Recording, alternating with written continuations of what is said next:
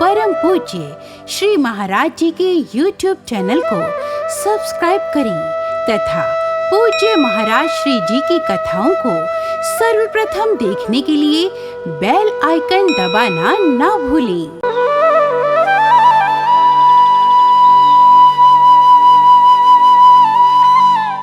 ये तामसी स्वभाव बंद करो। तामसी स्वभाव आता कैसे है? ये लहसुन खाने से, ये प्याज खाने से।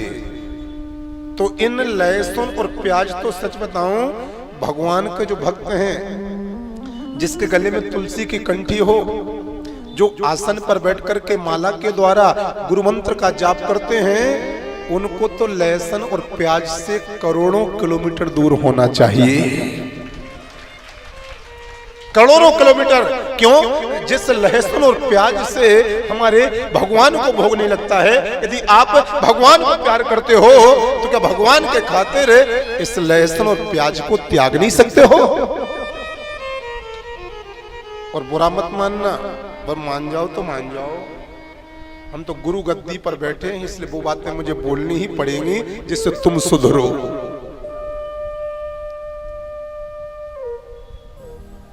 जो लहसुन और प्याज खाते हैं, बुरा मत मानना, उनकी गिनती भी मांसाहारियों में ही आती है। उनकी गिनती भी मांसाहारियों में ही आती है। आपको मालूम है इस लहसुन की उत्पत्ति, प्याज की उत्पत्ति कहां से हुई मालूम है? ध्यान से सुनो। ये प्याज की उत्पत्ति कहां से हुई मालूम? एक बार देवताओं का और राक्षसों का युद्ध चल रहा था।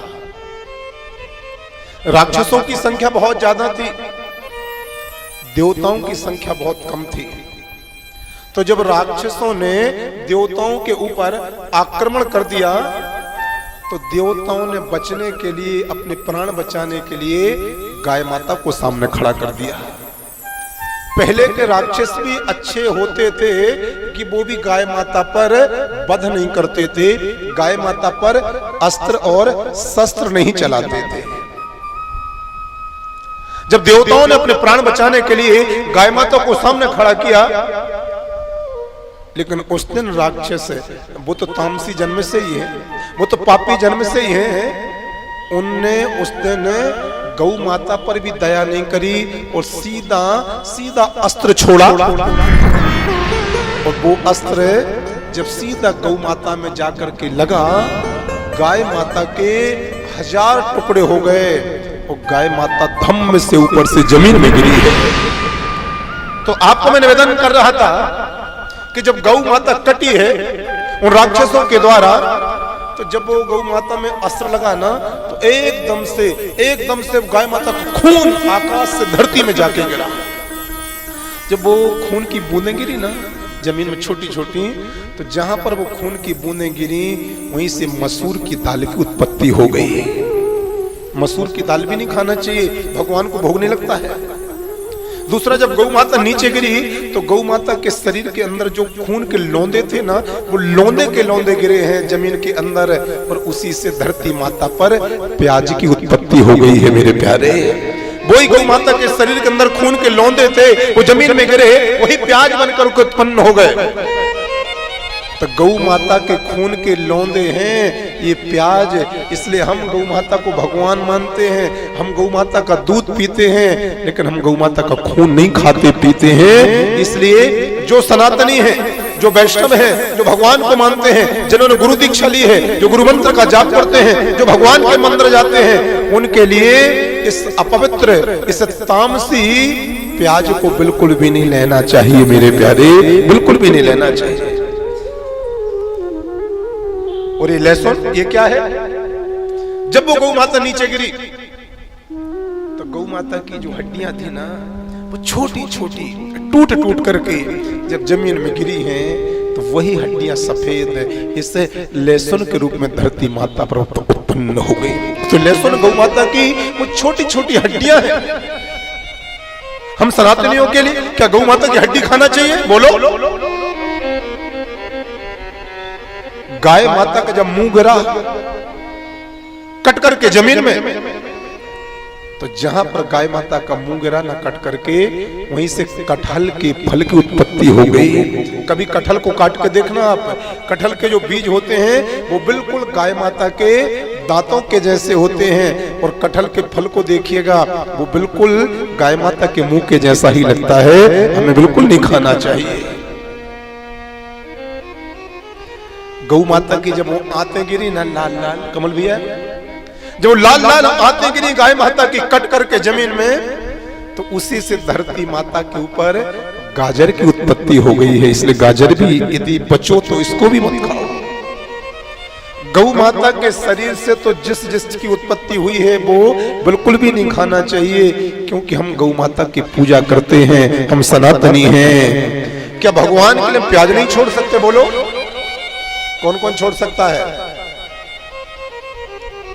हम लोगों ने हाथ उठाए, लेकिन उठाए तो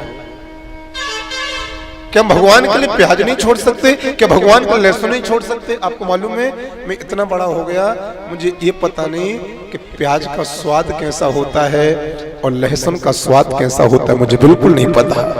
और भगवान से चाहता हूं कभी पता चले भी ना, मुझे कोई पता करना भी नहीं है, क्योंकि हम भगवान का प्रसाद पाते हैं। हम तामसी वस्तुओं को अपने जीवन में स्वीकार करते नहीं हैं मेरे प्यारे।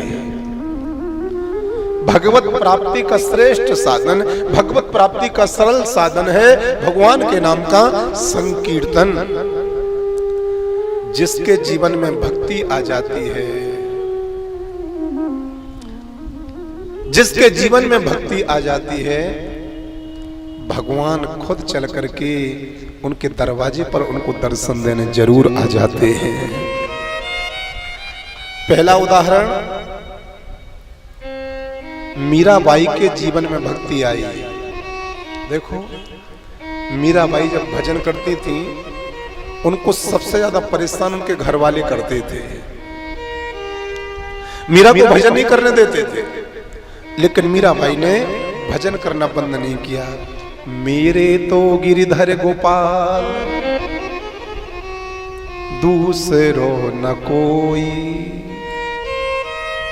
जाके सिर मोरे मुकुट मेरो पति सोई। मैं तो सांवरे के रंग में रांची,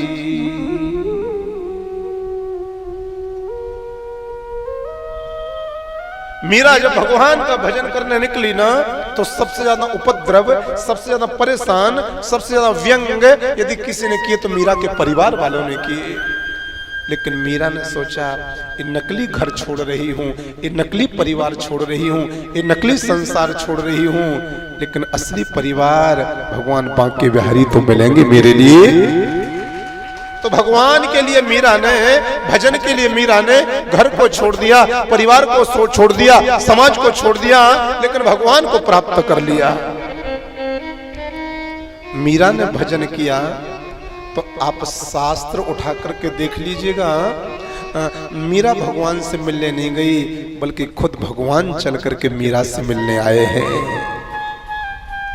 आपको मालूम है, मीराबाई जब द्वारकापुरी गई ना, द्वारकापुरी, तो मीराबाई दर्शन कर रही थी, और भगवान श्री द्वारकाधीश जी ने अपनी मूर्ति में से अपने दोनों हाथों को ऐसा निकाला और मीरा को लिया और मीरा को अपने अंदर कर लिया। मीरा के जन्म की कथा दुनिया को पता है, लेकिन मीरा का अंत कैसे हुआ ये बहुत कम लोगों को पता है। मीरा के प्राण नहीं निकले, मीरा के शरीर को जलाया नहीं गया है, बल्कि मीरा गुजरात में जो भगवान द्वारकाधीश हैं, द्वारकाधीश के अंदर जाकर के समाहित हो गई मेरे प्यारे। भगवान द्वारकाधीश ने अपनी भुजाएं आगे निकाली, मीरा को लिया और अपने अंदर कर लिया। आज भी द्वारका में जो द्वारकाधीश हैं, द्वारकाधीश के प्राणों में मीरा का निवास है। दूसरा प्रमाण, केवट के जीवन में भक्ति आई, तब पूरी रामायण उठा के पढ़ लीजिएगा। केवट कभी भगवान के दरवाजे पर नहीं गया, स्वयं भगवान श्री राम केवट के दरवाजे पर माता गंगा के किनारे पर केवट को दर्शन देने पधारे। तीसरा प्रमाण, सबरी माता ने भक्ति की, सबरी माता ने भजन किया। तो पूरी रामायण पढ़ लीजिएगा। सबरी माता भगवान से मिलने नहीं गई, स्वयं भगवान श्री राम माता सबरी के आश्रम में सबरी को दर्शन देने गए। ध्रुव जी ने भगवान का भजन किया। अब पूरी भागवत पढ़ लीजिएगा। भगवान के दरवाजे पर ध्रुव जी नहीं गए, बल्कि स्वयं भगवान श्री हरि ध्रुव जी के दरवाजे पर आए। जैन धर्म में एक माता हो गई हैं चंदन बाला। वो दिन रात महावीराय नमः, महावीराय नमः, महावीराय नमः, नमो अरिहंताणम, नमो सिद्धाणम, इस नवकार मंत्र का जाप करती रहती थी। स्वयं महावीर स्वामी माता चंदन बाला के दरवाजे पर आ गए। मेरे प्यारे, मीरा ने भक्ति करी तो भगवान मीरा के दरवाजे पर आ गए। केवट ने भक्ति करी, भगवान केवट के दरवाजे पर आ गए। सबरी ने भक्ति करी, भगवान सबरी के दरवाजे पर आ गए। चंदन बाला ने भक्ति की, भगवान चंदन बाला के दरवाजे पर आ गए। ध्रुव जी ने भगवान की भक्ति की, भगवान ध्रुव जी के दरवाजे पर आ गए। प्रहलाद जी ने भगवान की भक्ति की, भगवान प्रहलाद के दरवाजे पर आ गए। काश उनके जैसी भक्ति आप भी करने लगो, उनके जैसी भक्ति हम भी करने लगे, तो बिना बुलाए भगवान हमारे भी घर आ जाए। मेरे प्यारे, भगवान हमारे भी घर पर आ जाए। इसलिए एक निवेदन है, जैसे भोजन करने को समय निकालते हो, जैसे स्नान करने को समय निकालते हो, जैसे पैसे कमाने को समय निकालते हो, जैसे दुकान जाने को समय निकालते हो, जैसे ऑफिस जाने को समय निकालते हो, जैसे टीवी देखने को समय निकालते हो, जैसे अखबार पढ़ने को समय निकालते हो, जैसे मोबाइल चलाने को समय निकालते हो, ऐसे एक संकल्प लेकर के जाओ। आज शैलेंद्र कृष्ण की भागवत कथा सुन करके कि 24 घंटे में से 1 घंटा हम नियम से मात्र भगवान का भजन करने निकालेंगे। 1 घंटा केवल आप भगवान को दो। 1 साल बाद देखना आपका जीवन कहां से कहां पहुंच जाएगा, आप कहां पहुंच जाओगे। और एक प्रार्थना तो भगवान से रोज किया करो। जो भजन करें, जो कीर्तन करते हैं, उनको एक प्रार्थना ईमानदारी के साथ में भगवान से रोज करना चाहिए।